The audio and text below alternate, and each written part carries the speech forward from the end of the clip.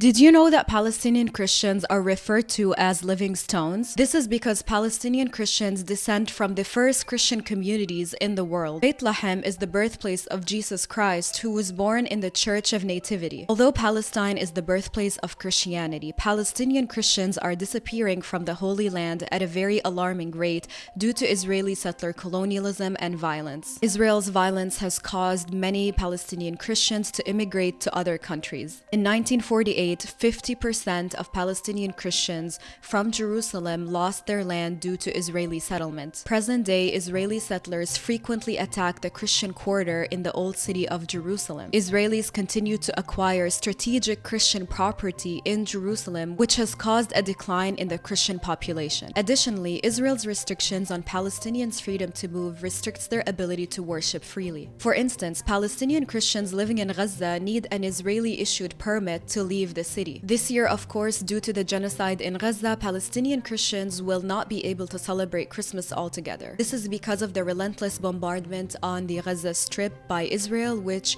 has also resulted in the killings of many Palestinian Christians that reside in Gaza. On October 20th, the Greek Orthodox Porphyrius church was bombed. The bombing resulted in the killing of 18 Palestinian Christians. This church is the third oldest church in the world. The Church of Saint Porphyrius is a historical landmark located in the old city of Gaza. And on December 16th, just a few days ago, Israeli snipers shot two Palestinian Christian women, Nahida and Samar Anton, at the Holy Family Church, which is the only Catholic church in the Gaza Strip. Usually, Christmas in Gaza is full of festivities that both Christian and Muslim Palestinians partake in. Each year, the YMCA, which has also been bombed and which was a very important part for our community, the YMCA has a Christmas tree lighting around Christmas time.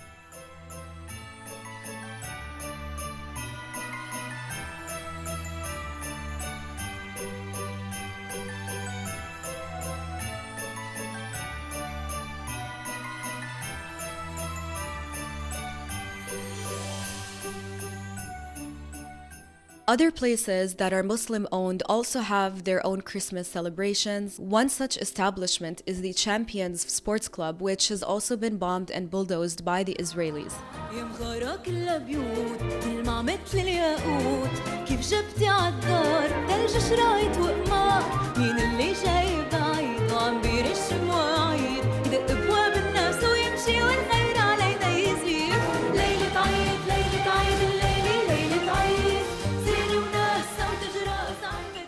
There are several other important Palestinian Christian landmarks in Gaza which have also been targeted by the Israelis, including the Arab Orthodox Cultural Center, which has a gym and other facilities that were important for our community. As you all know, Israel also targets schools, so there are multiple private schools like the Rosary Sisters School and the Holy Family School.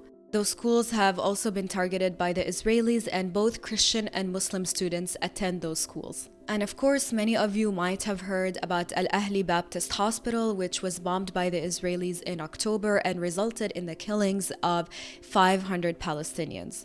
As someone with a Gaza ID, I never got a chance to visit Bethlehem for Christmas, but I do know that they have a performance done by the Palestinian Scouts.